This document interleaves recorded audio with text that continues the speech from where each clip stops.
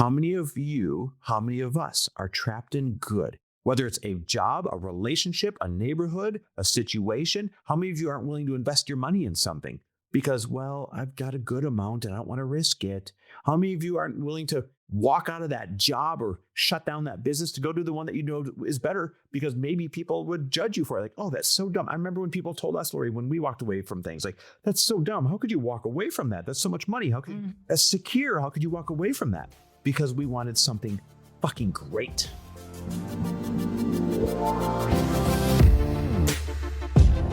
Welcome, everybody, to the Chris Harder Show, where we are making you unapologetic about your pursuit of success, knowing that when good people like you make good money, they can then do great things. My name is Chris Harder, and several times per week, I will bring you epic guests, solo episodes, and every single tool, trick, and skill set you need to grow your business, grow your money mindset, and to grow your wealth to levels that you have never reached before. I've ended up in a unique place in life where I've got the experience, the connections, and all of the secrets that it takes to be successful. And I'm lifting the curtain to reveal it all to you in an effort to help put you in a position of abundance so great that you can then be as generous as possible. So let's lock arms and let's get started. And we're back. With another episode of He Said, She Said. And I'm back from freaking Europe, like a trip of a lifetime, a brother's trip of a lifetime. Well, I didn't just have a weekend. I had a week. I had 8 days in Italy with my brother doing all of my dream things. So if you guys don't know, we've got a dear friend, Rob Murgatroyd, like lifelong friend. And he is the master at curating experiences, especially in Europe. It's what he was born to do. And a lot of Lori's and my best experiences in our life have been born out of his creative, imagination and out of his contacts. He's the most connected guy I've ever met. Well, anyways, Nick and I went on a trip because it was very guys themed. I told Rob once, I said, listen, I want a trip that's nothing but staying in castles and driving cars through, like epic cars through Italy. I want to visit the Ferrari headquarters. I want to visit other, Italian car makers. And I just want to have like the week of my life. And so he put it together. Mm-hmm. And it was the best thing ever. And making memories with your brother is the best thing you can ever take some time out to do, because we'll never forget these. Mm-hmm. And for some context for Rob, he, lived in the US, but spent so many summers for, 20 years in some parts of Europe, different parts of Europe. And now he lives in Florence, Italy. And so this man, you can't drop him in a room without everybody falling in love with him and like becoming best friends with them. So he is the person to curate experiences. I actually want to get into some of the things that he curated for you guys, because not only do I want people just to listen to this podcast because I think it's so fun to learn about other places and the experiences that you have when you travel, but getting outside of your perspective has been one of the biggest gifts that has happened to us. Yep. From getting in rooms where you're uncomfortable, from traveling to places that you don't know about, from seeing things outside of your little bubble is life-changing for your business. It's also life-changing for your relationships. Like, I actually couldn't wait for Chris to go on this trip and come home and tell me all the stories and tell me what's different. And don't wait for me to leave. No, I really actually missed you quite a bit. But I think it's so important for everything that you're doing to get outside of your bubble. So what were some of the things that happened on the trip that for you really impacted? So aside from making all the memories and having the incredible experiences, the first thing is this. A lot of times we're afraid to leave our businesses. I mean, this is the most busy I've ever been in my life. So we're afraid that if somehow we leave, that somehow, your business is stopped. But if you've built your businesses correctly, for example, my co-founder of Frello, Matt, was back here making things happen. Our Frello team was back here making really cool things happen. We landed a new Frello investor while I was gone. By the way, we're taking a few more investors for Frello if you guys are interested. So, reach out and DM me if you're an accredited investor about that. But, we found a new investor while I was gone. The bus kept rolling down the road just fine. And I think that's the first lesson is, now listen, if you don't have the infrastructure in place, the wheels might fall off your bus if you leave for too long. Yeah. But if you strive to put the infrastructure in place and have the right team members, then everything keeps going just fine, if not better, without you in the way sometimes. Mm-hmm. So that was my first big takeaways. I'm less panicked about being away for small stints of time. And this was proof that when you put the right people and the right processes in, then you can step away. And it's kind of that freedom that entrepreneurs have always been looking for. Listen, I've been grinding, working 2 full-time jobs for years now. Like, you guys actually have no clue how much it is. And so to be able to step away for 8 days for something this wonderful and come back and have things, the ball move down the field even more, it's priceless. Mm-hmm. Okay. So the power of being able to know that you can step away, Yep. like just feeling okay about it. Did you have a little anxiety in the beginning? I absolutely did. And guilt. I had anxiety and I had guilt, but I trusted the process, that I had the right people in place. And I spoke about my guilt and anxiety. Like, I told Matt, hey man, listen, I feel really guilty that I'm going away for a week. He's like, that's asinine. He goes, that's completely unhealthy. I got this, which is a joke, right? Because Matt built a multi-$100 million company and I'm worried about going away for a week. He's like, this is small potatoes to me. I've got this. And yeah, there's guilt and there is fear when you step away from something that is moving so quickly. But what is life if you can't? Mm-hmm. And I think that's part of the lesson. And that's, by the way, when you go to Europe, and this is what Rob, our friend that we told you about, promotes, they live life very differently. Over here, we get so swept up in, I've got to keep working, I've got to keep working, I've got to keep working. Over there, they live a beautiful life without making work 100% of their life. And I'm over there at least once a year, sometimes twice a year. And I come back with the most healthy reminder. It's like I need that annual reset to stop and enjoy the coffee. Things are going to be okay. To go sit at the beach for a while. Things are going to be okay. To take that car trip for a half a day down the winding roads. Things are going to be okay. And if I'm not torn out of the momentum that I am experiencing here and reminded of that, I don't know where I'll end up. Oh my God, that is so true. It's so easy to get caught up in the belief that stress and anxiety are serving you, and they're actually taking away. Mm-hmm. And sometimes you have to get so far outside of what you're doing in order to remember that. And Europe kind of does that. It rips you out from right down to the start of the time zones. Like, you're just so out of it at first that you're kind of like, you have to surrender. And that beginning of surrender kind of like opens up, so many things and opens up the trip. Yeah. I've got another example of like surrendering and good things happening, not just for me. So one of the people on the trip is an incredible chef and friend that we've worked with in the past, Lisa Hines. And she had filmed a pilot for a cooking show. Now, listen, when you film a pilot for a show, guys, the chances of you getting a season are slim to none. Let's just be real. They really are. Even though you might have a great production team. It's like, no, this is really going to be popular. It's really going to go somewhere. Listen, I know a lot of people that filmed a lot of pilots. Let's say 19 out of 20 of them. No, that's not even fair. 49 out of 50 of them don't go anywhere. Yeah. And so, she had a lot of hopes on this. She was really excited about it. And she got there and she was speaking it into existence the whole trip. Day 1, telling us about it. Day 2, telling us about it. Day 3, gosh, I hope it happens. Day 4, telling us about it. And at lunch on the last day of the trip, she opened up her email and there it was, an email that she got a 10-episode season. That is so cool. I mean, we all just lost it, celebrated. It was incredible.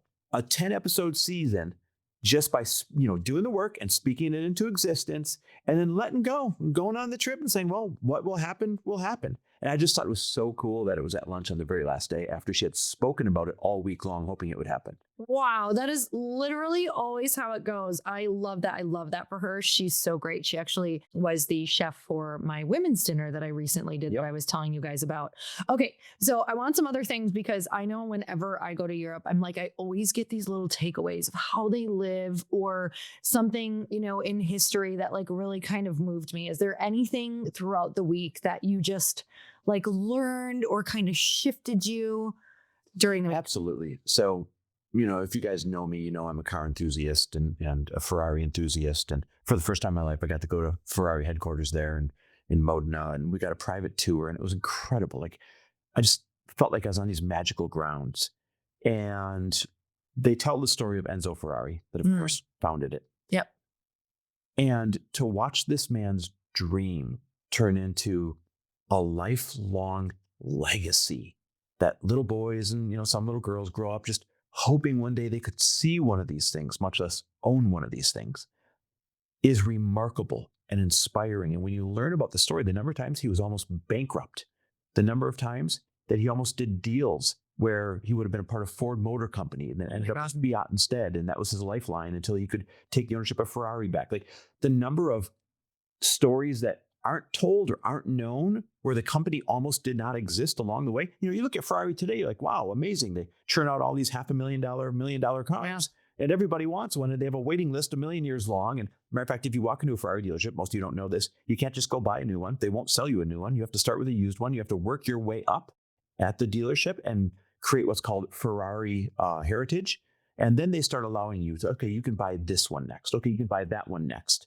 Imagine that. Crazy. Imagine that. That's like a Birkin. Right? It's like a Birkin. You have to get invited to buy one. Yep. Same thing. Or something like that. Same thing. But I'll tell you, a company that's doing that well today almost didn't exist at least 5 different times by like a thumbnail worth of margin of error.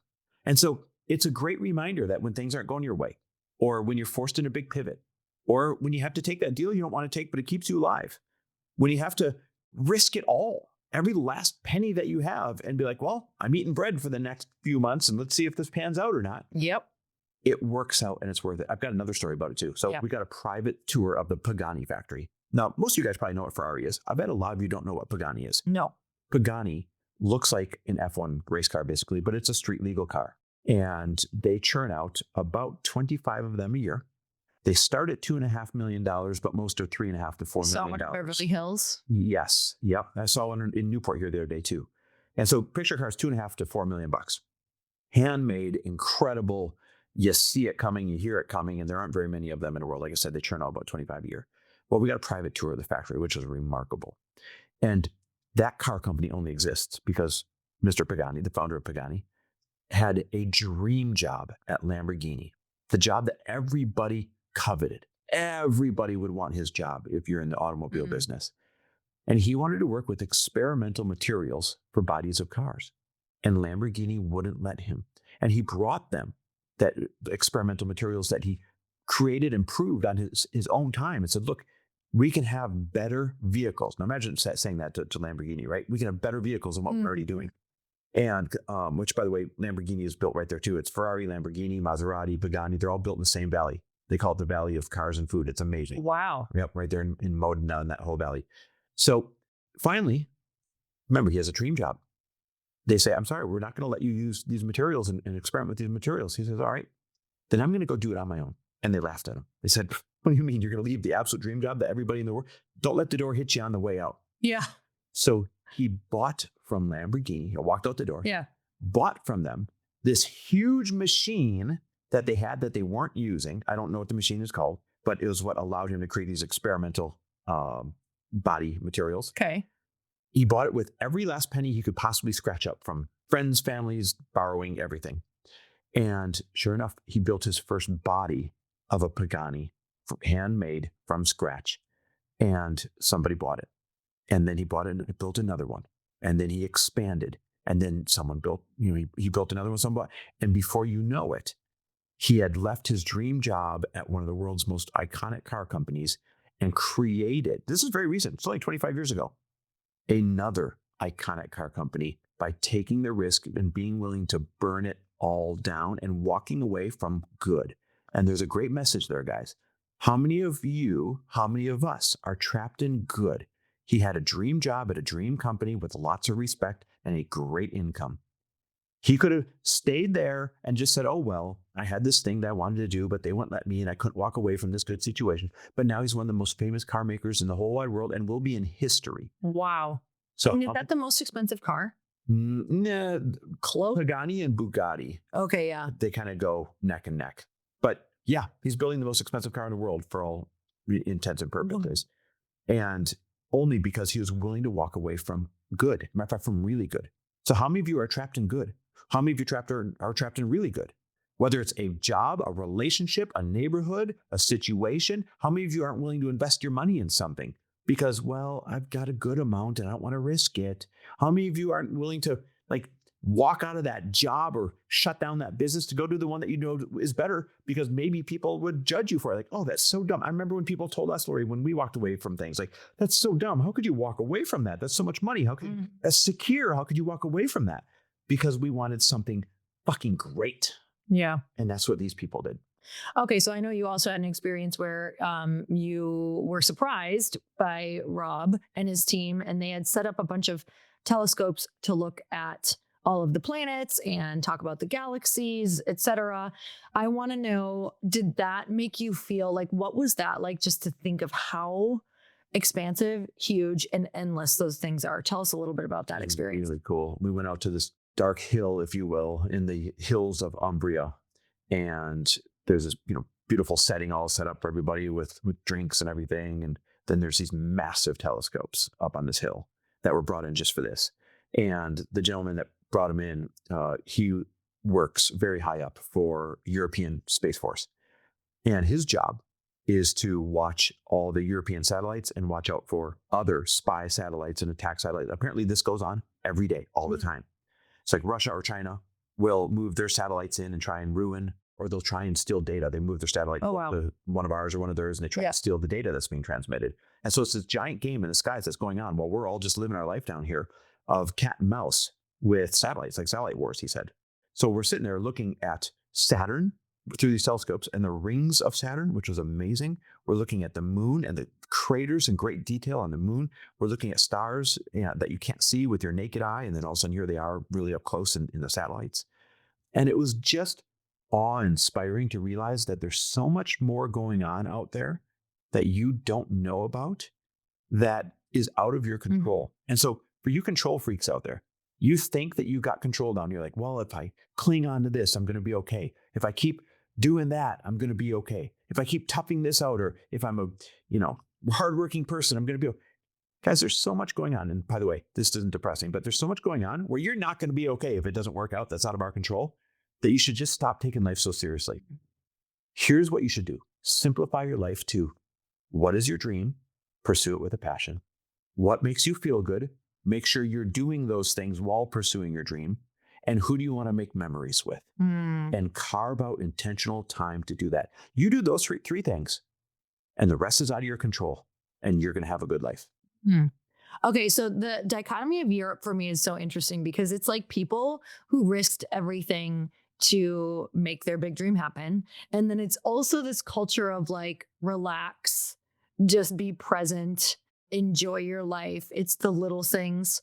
How did you feel coming back? Did you feel both of those things? Like, I know that we're a bit of a different breed, you guys. So I fully understand that Chris and I are both, huge dreamers who typically want to risk it all to go big.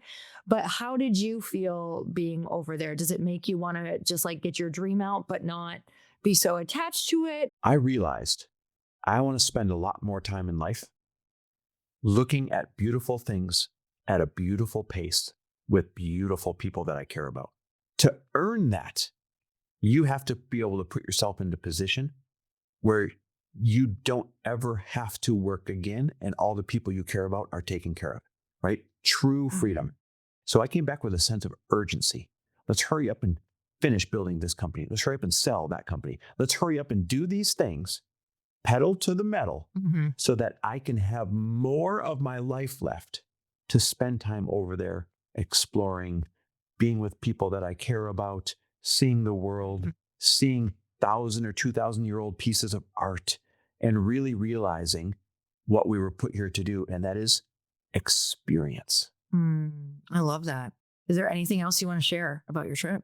That was a lot, guys. I mean, listen, at the end of the day, what you make a priority will happen. I didn't have time for this trip. It was not conveniently placed. I almost didn't go 10 different times, and now I can't imagine not going. And why did it happen? Because I put it on the calendar, I put the money down, and I was forced to go. And it was one of the most beautiful things ever. There's a lesson for you guys. Put it on the calendar, put the money down, and trust the process. You'll be really freaking happy you did when it's all over, regardless of how you feel in the moment. I want to point something out too for, I had a lot of people be like, why in the world are you not on this trip? Oh my God, it's amazing. Yeah, I bet you got a lot of that. I got a lot of it. And last year when we were planning the trip, on the other trip that we were on in Italy, I knew that this year for me, I just want to root down. Like, that's all I want. I want to be building community here. I don't feel like traveling right now at all. Like, I don't even feel like taking a 45-minute flight to Phoenix, even though I really want to see my family. But like, that's how much I just actually want to be rooted. Because through our 30s, we traveled so much. We traveled minimum twice a month, minimum, sometimes way more than that. And I am just in a phase where all I want is community, and I want to be rooted. I want to be in my home, and I want to be building Glossy. I want to be building our masterminds. I want to feel really solid in what I'm doing in my life's purpose. And so I knew last year, I was like, nope, babe, I know you really wanted me to go.